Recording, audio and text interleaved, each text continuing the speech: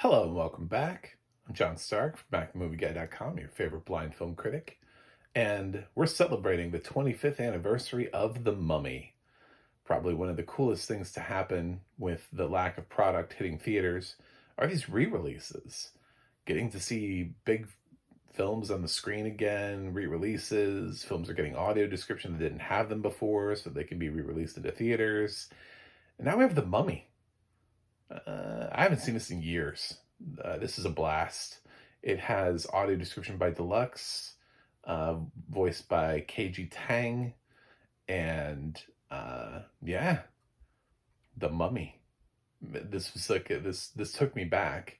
Took me back to the time when I first saw the Mummy in theaters. I was still a youth, a nice youth. I got dropped off at a movie theater and saw um, Austin Powers and The Mummy at the same time. The second one, The Spy Who Shagged Me. So obviously, I didn't see The Mummy because that came out first.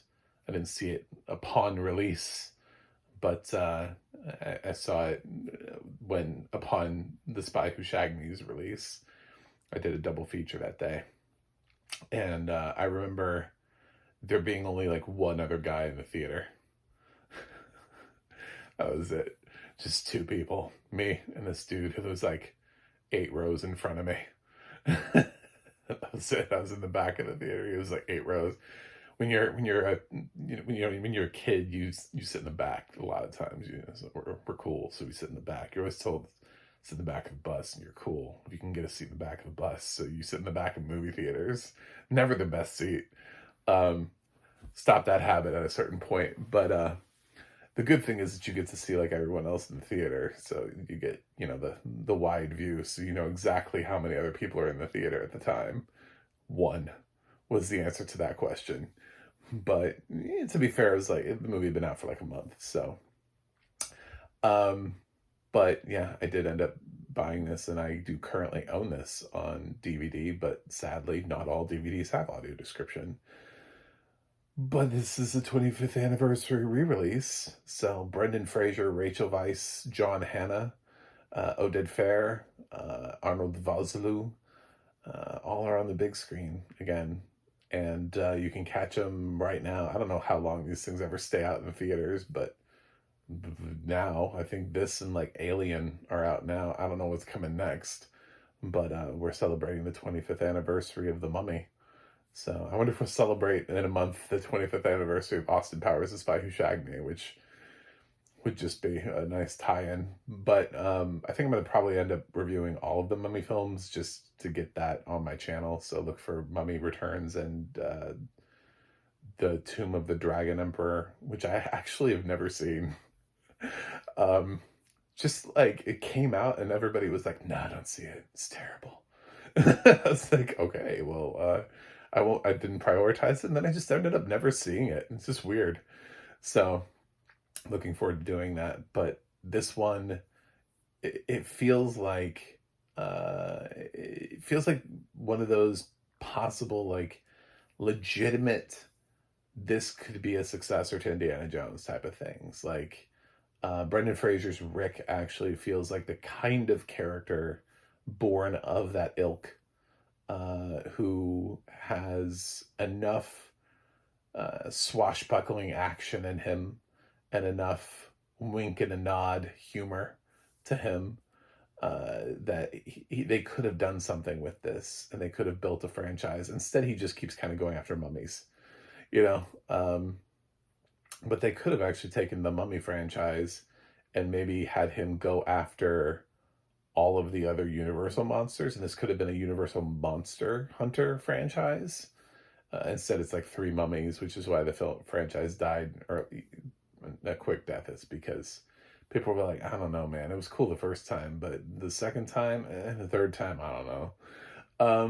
So yeah, it's kind of sad because the film starts off with so much premise. Stephen Sommers has a lot of energy here. Rachel Weisz is at the sort of like the beginning of her career. This is when she's sort of is breaking out, and she's got a ton of energy, ton of charisma. You can see all of the things about how and why Rachel Weisz ends up becoming a star. It's totally visible here. John Hannah's really good comedic relief. It's kind of a shame he's not used more. Um, but yeah, this film is all about Fraser and Weisz, and both of them are Oscar winners. So look at that. You know, Rachel Weisz got one for The Constant Gardener, and Brendan Fraser for The Whale. So yeah, yeah, that that casting worked out well for them. Um, so yeah, but this, for those who have never seen The Mummy before, I'm sorry. There's a ride at Universal, so that's how big the franchise has become. They tried to remake it with Tom Cruise. It's just not as fun. That was probably one of my biggest problems with the Tom Cruise film was it was like a darker. We were at that period where everything had to be a darker reboot of everything. Even the Hellboy reboot. Like, you took an actor out of Stranger Things who's actually pretty funny, and it still feels like it's a darker reboot than Del Toro's Hellboy with Ron Perlman. It's just everything. It's just like, oh, let's make it more depressing. We don't need that. We need fun, escapism, and The Mummy is escapism. The Mummy has lots of death. It's actually kind of freaky.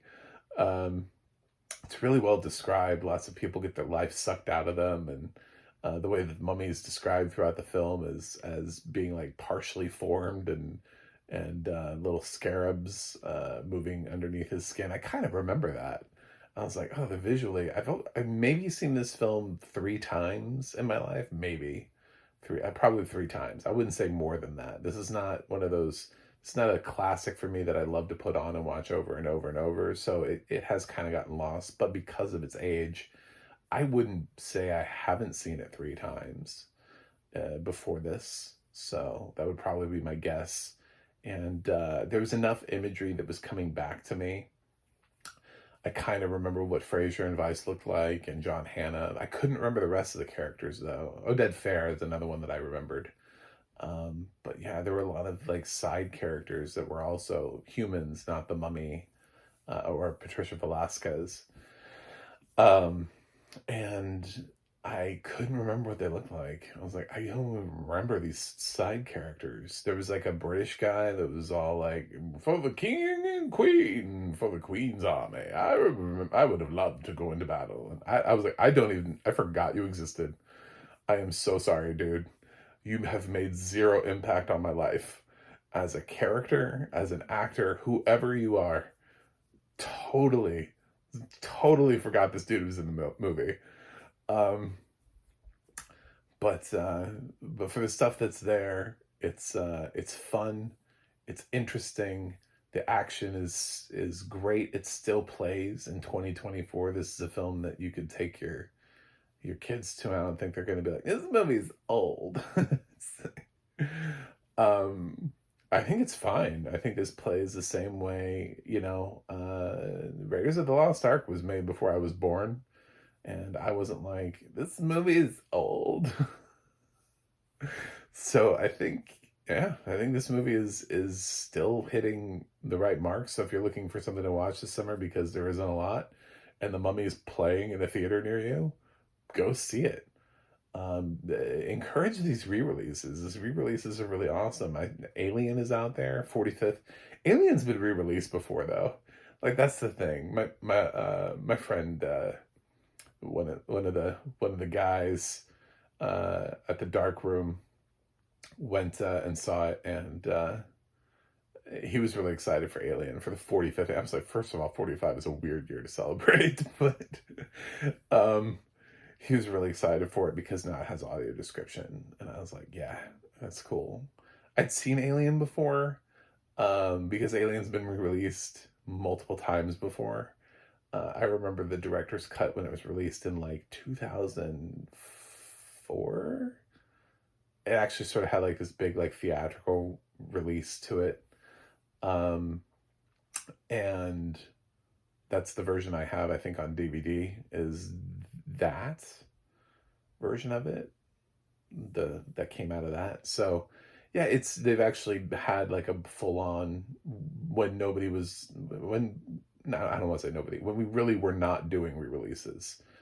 We were only doing them specially, like one film every once in a while. Now we're doing it pretty like all the time. I can't even keep up with them. I heard Hereditary was released at some point during April again. Oh my damn. We're just throwing stuff back into theaters. Um, but yeah, re-releases are fun. The Mummy is fun. It's you know, you won't see this kind of fun again until Pirates of the Caribbean. We didn't really, this is not a genre we do well. Um, Obviously, like Cutthroat Island would be an example of, hey, we could try to do something like this. Oh no, it didn't work out. Well, we'll try again. Maybe Stephen Sommers will do something. Oh, he did do something with it. Oh, look, that's cool. So yeah, it's worth watching if you've never seen The Mummy before. It's not my favorite film of all time, but I do think it's a really good movie. It's a really solid movie. It's got a really low Metacritic score though, guys, like 42. Come on now, you know, come on. Like I think we can all agree The Mummy is worth the time. That's a little low. 50s. It should be in the 50s. That's where the Metacritic should be for this.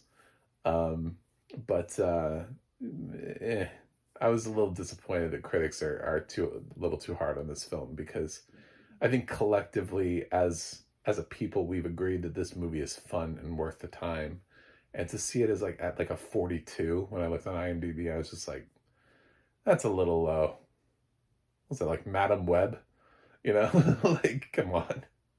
Anyway, I'm not going to go that low. I think KG Tang's audio description here is really good, really solid. Brought back all the images that I thought really invested me in the adventure of the story, in the characters, the deaths that happen, because he has to like suck the life out of humans in order to get to, you know, to rebuild his body.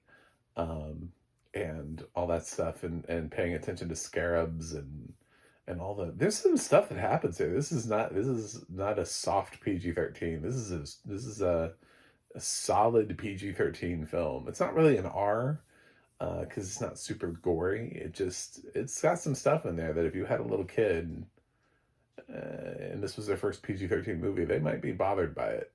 So, you know, this is not the film I would ease a child into. But you know, maybe a 10-year-old, yeah, probably. So I'm gonna give The Mummy an A minus. I think it's worth it. It's, yeah, like I said, I was doing my 40 for 40 series last year with some of my favorite films of all time. Mummy's just not that for me.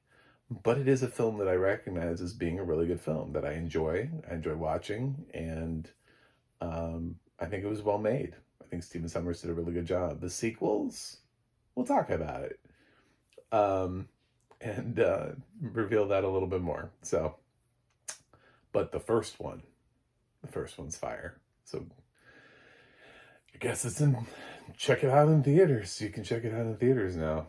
This is the world we live in. So thanks for watching. Thanks for subscribing, and I will see you guys on the other side.